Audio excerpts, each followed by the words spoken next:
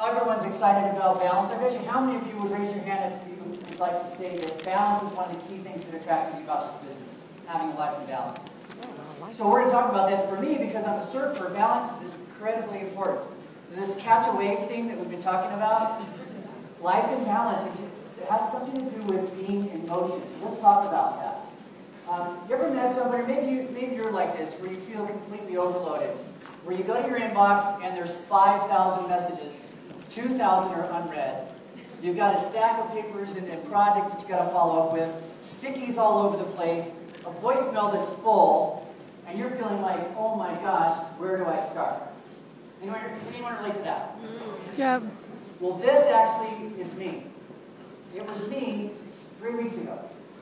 And here's the good news. The good news is there are systems and ways to manage even a very large and growing business. So I'm going to paint a picture from starting up and what I used to do when I was kind of new in the business, and then kind of go through stages of how I got to the point where now I can manage a much larger business. So here's my first question. What if there was a business that could allow you to organize your life around what's most important to you? Isn't it true that's what we have in our hands? But it's up to you to take hold of it. So I'm going to give you some strategies on how to do that. The first thing I'm going to share is a couple of strategies and principles that have been proven to be helpful for me and my team. You get to pick up one or two, and I bet you'll make a big impact on you. Next, we're going to talk a little bit about underlying structure of time management. And it really has to do with the last word there, habits. And then finally, I'm going to help you organize your life around what's most important to you. That's the outcome for being good at managing your time and managing your energy. So let's try a little exercise. Everyone put down your notes and stand up for a second. Now what I want you to do is put your hands on your hips, and then lean to one side and pick up one foot and balance on one foot. All right, now put your feet down. And what did you notice? You're having to constantly make little adjustments, right? So have a seat. This is a very important distinction. Balance is not static.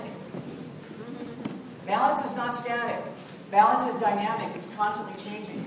The skills and tools that I used to get my business to $20,000 a month were insufficient to help me when my business was at $200,000 a month. And the skills that helped me build a $200,000 a month business were insufficient to manage a $2 million a month business. Does that make sense? Yes. So what does that mean? The implication is we constantly have to be what? Growing, learning, improving. Time management is not a practice. Time management is not an act. It's a practice. It's a journey. So let's go on the journey. What is time management? It's not the next gizmo or electronic device or the new planner. How many of you tried those things? And you thought that was going to help, and all of a sudden you just have a new way to get unorganized. And, here's the reality. You don't manage time. Time is.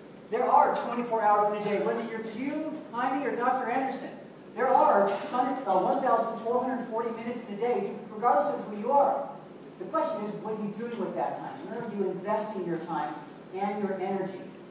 That's the real key, isn't it? So it's really about self-management. It's about this leadership stuff we've been talking about. It's what Dr. A talked about with the accounts. It's what Lori talked about. So let's dive in, because it's really about making good choices. Because there's always enough projects and things to do at the end of the month. The key is you got to select the ones that are most important. Does that make sense?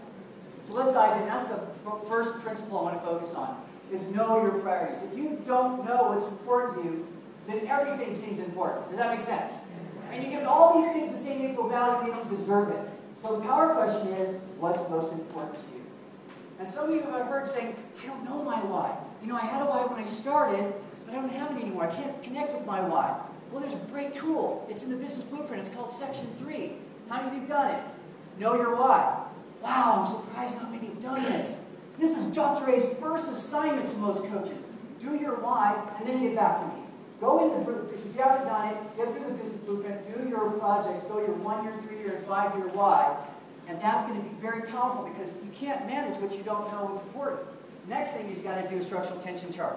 What's really important to you? What do you want? What do you want? And where do you find the structural tension chart? Anyone know where you find this tool? The workbook. The new file folder system, exactly, file number 5. And you go through and you do that with your mentor. But here's the transition. Once you find out what you want, or what one of your coaches wants, and where they are, their current reality, you've now started structural tension, but there's a key element. You got to ask them if what they're currently doing, if they don't change, if they keep doing what they're currently doing, will they be where they want to be? What's the answer usually going to be? No. Then you are set up to ask the next question. If you're willing to work with me and follow our system, I can help you get there. Do you want my help? Will you allow me to coach you? Once you have that, then you can move into the next thing, which is show them how Take Shape for Life can give them what they want. Take Shape for Life is the vehicle to help you develop the kind of leadership skills to own the kind of business that gives you freedom. I love this. This is my billboard. If you can imagine it, Take Shape for Life can get you there. And that's in the center of my billboard. Take Shape for Life is the engine that drives my dreams. And then I have all the other things that I want to accomplish around there. Does you know what the last step in section 3 on the business blueprint is? I'm giving you a big hint right here. Make a vision board. This is what emotionalizes your dreams. How many of you have done that? Oh, you guys got to get with your business coach. Everyone in the room should have one of these. How many of you consider yourself a great multitasker? We're in a busy survival mode, right? You have to multitask, right? Here's the challenge with multitasking. It destroys focus. It diffuses energy. It's the least effective way to be on track. Dr. Avery said a great example of it. He did 90 slides in 90 minutes because he was focused. What you need to do is eliminate chaos by focusing on fewer and fewer things. Who's heard of the 80-20 rule? It's very true. If you took the top 10 things that you were going to do for the day and you picked and did the top 2 first, you would have moved your business very, very far as compared to somebody who's just trying to manage everything and juggle all these different balls and be chaos. Harness the power of focus. That's what we're talking about. Any man who can drive safely while kissing a pretty girl is simply not giving the kiss it deserves. I always pull over before I kiss my Alright, so what do I mean by this? How many of you ever felt like a chicken with its head cut off? Running around trying to do things. Remember when you're a kid, you're trying to harness the power of Take Shape for Life through this magnifying glass? And what happens if you keep moving that thing around? You're going to start that fire? No. You got to hold it still. You got to be patient. You got to be determined. You got to be disciplined. You got to let that thing build up. And then when it starts, do you pull it away? No. You put some leaves on it, and then you fan it. And then you put some sticks on it, and then it gets bigger. And then you put some logs on it, and it gets bigger. Now you don't need a magnifying. And then you got this big giant bonfire. And then you can take one of those logs, and you can start another fire over here. But what I see too many people doing is they're trying all these too many things, and none of them get done. Let me give you an example. Can I have the first 6 people on the row to come up for a second? Please put your stuff down. The first 6 people come up on stage for me. We're going to talk about project management. How do you manage projects? What else would you do? Stand on this line right here and face that way for me. All right. Oh, no, actually, I'm sorry. This line right here. No, this line right here. Stand like this, side by side, on this line. Now, what I'm going to do is to be 100% focused, I'm going to say, this is my top 20% project. I'm going to focus on this. So I'm going to move this project forward right here, but I only got half an hour. So I'm going to leave it, and I'm going to jump over this project, and I've got 15 minutes. So I'm going to move this project forward. I'm done with this project. And now I'm going to give 100% of my attention to this one. I've got an hour and a half. I'm going to put this project forward. I'm done with this project, and I'm going to leave it. Now, the opposite way of doing it is trying to be like this all the time and manage all these projects. How hard is that going to be? Terribly big. Give me a hand. Thank you. So here's what we talked about. Work in spurts. Work in spurts means if you sponsor 25 people in 1 month, how many of those people are going to get your proper attention? Hardly any, right? So work in spurts means you have to balance. This is a great quote. Managing energy, not time, is the key to enduring high performance, as well as to health, happiness, and life balance. The richest, happiest, and most productive lives are characterized by the ability to fully engage in the challenge at hand, but also disengage periodically to seek renewal. Instead, many of us live our lives like we're running an endless marathon, pushing ourselves far beyond healthy levels of exertion. We must learn to live our lives as a series of sprints. We have to have time to recover. That's what you're doing here. It's recovery. You're recharging your batteries and getting ready to go back to work. How many of you are ready to go back to work and hit it hard? Yeah, absolutely.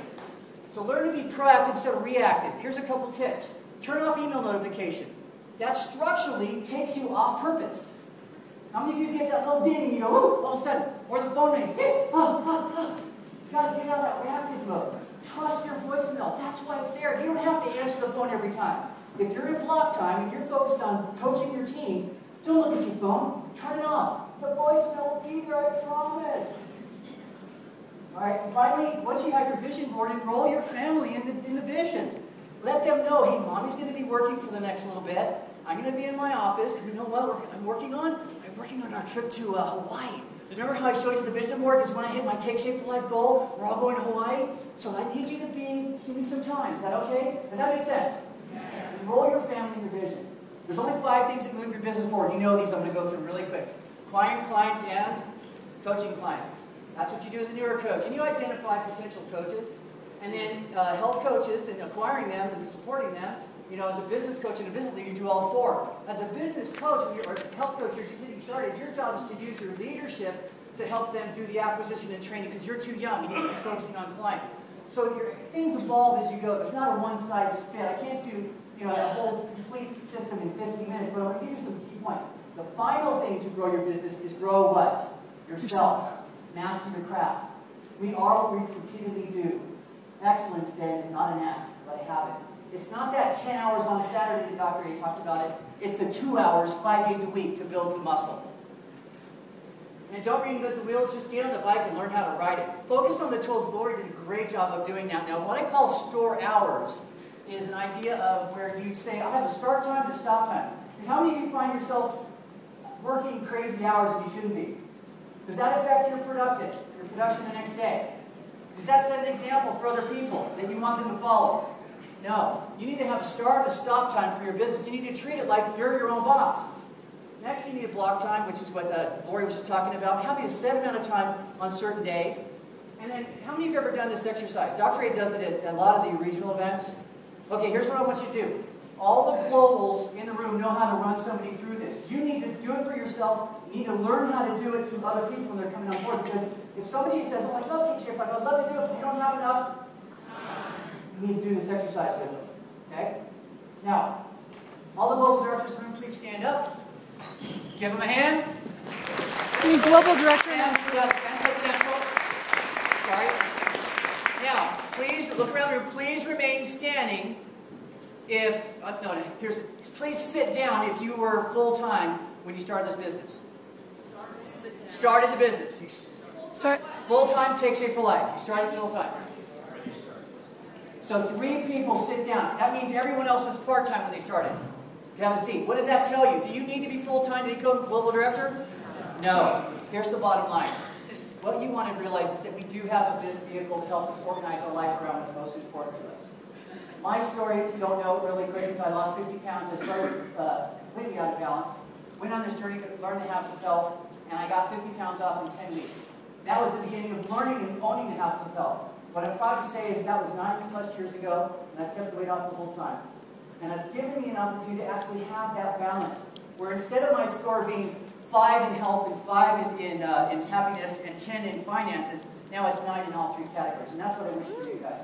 I wish for you to have a chance to be part of Team Global and experience the balance that comes with being a trilogyologist. Thank you.